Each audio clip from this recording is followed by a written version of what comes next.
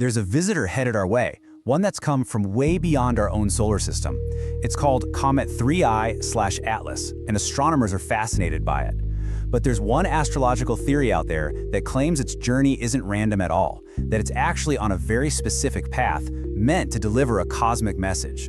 So let's dive in and see what this theory says the stars are trying to tell us. Okay, so let's just say a comet was carrying a message. How in the world would we even begin to read it? Well, this theory suggests you don't look for radio signals. The clues are actually in the celestial mechanics, the timing, the geometry, and the symbolic language of astrology. So let's put on our cosmic detective hats and see where this trail leads. All right, so our investigation has to start with the comet itself. Because before we can even get into the astrology, you've got to understand just how weird this object is, even from a purely scientific point of view. This is not your average, everyday comet. I mean, the sheer number of oddities here is just striking. First off, it's traveling at this really unusual angle compared to the rest of the planets. During its closest approach to the sun, it's going to be completely hidden from us, veiled by the sun itself. It makes these incredibly close passes to Mars and Jupiter specifically. And on top of all that, its speed, its color, and the fact that it doesn't really have a normal tail, all of this has scientists scratching their heads. And when you take all these anomalies together, you can see why some folks started looking for a different kind of explanation.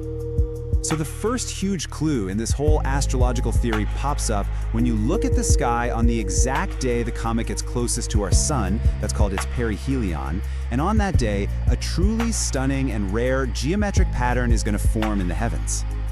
This pattern is called a Grand Water Trine. So what is that? Well, basically, it's when three planets line up in the sky separated by a perfect 120 degrees from each other. They form a perfect equilateral triangle. And what makes it a water trine is that each point of that triangle falls into one of the three water signs of the zodiac: Cancer, Scorpio, and Pisces.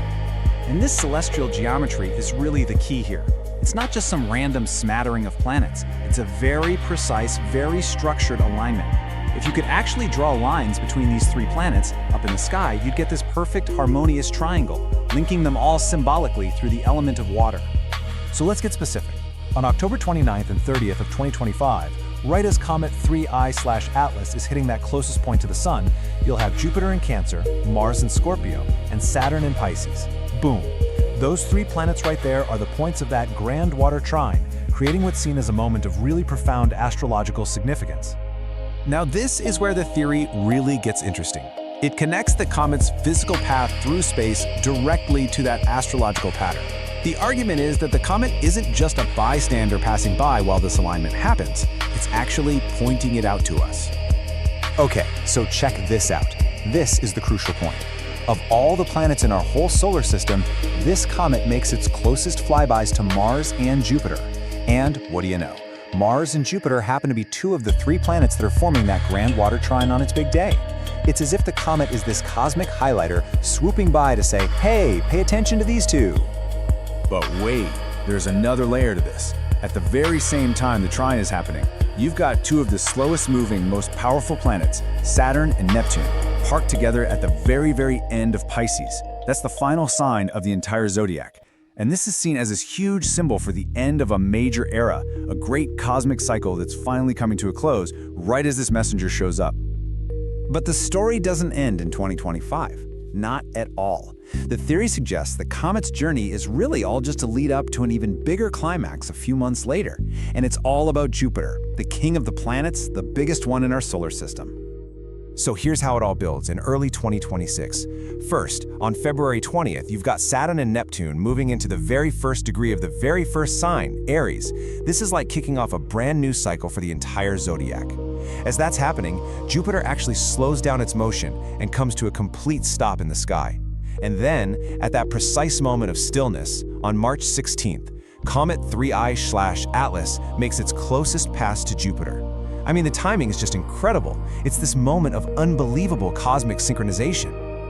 And I really can't overstate the importance of Saturn and Neptune meeting at 0 degrees Aries within this whole framework.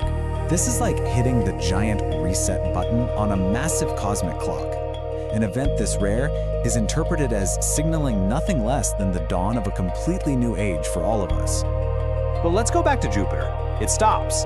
at exactly 15 degrees of the sign Cancer. A very specific number, a very specific degree on that 360-degree zodiac wheel. So why? Why is this one particular spot so important?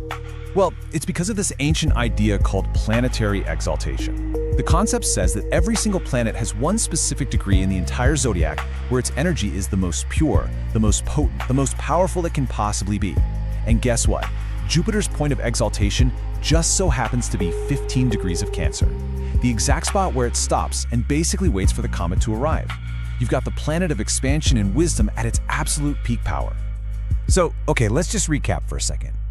We have a mysterious comet pointing to a Grand Water Trine, which signals the end of one age and the beginning of another, all of it culminating with the planet Jupiter sitting at its maximum point of power. So let's put all these pieces together and see what the interpretation is. What's the message supposed to be? According to this theory, this incredible cosmic combination is pointing to a profound spiritual rebirth. You have Jupiter, the planet of wisdom, at its peak power in Cancer, the sign of the mother and our deepest roots. At the same time, Saturn and Neptune are hitting that cosmic reset button at the very beginning of the zodiac. So the message, as it's interpreted, is about a great awakening for humanity, a huge collective shift in consciousness. It's about remembering who we really are. And hey, remember how the comet is hidden from our view for a lot of its journey? Well, that's seen as having symbolic meaning too. The idea is that this message, this event, isn't something we're supposed to just observe with telescopes. It's an event we're meant to feel, an internal shift that can't be seen with our eyes, only experienced from within. So you have all these interlocking pieces, the comet's weird behavior, the sacred geometry, the perfect timing. It all leads the people behind this theory to a pretty powerful conclusion. As the source material puts it, it's written in the stars. Everything is pointing to this. And so, this whole explainer kind of leaves us with this really fascinating idea to think about. The question isn't whether this astrological interpretation is scientifically proven fact. The question is what it represents. If we just imagine for a moment that the movements of planets and comets really are a form of cosmic storytelling, what changes for us when we decide to listen?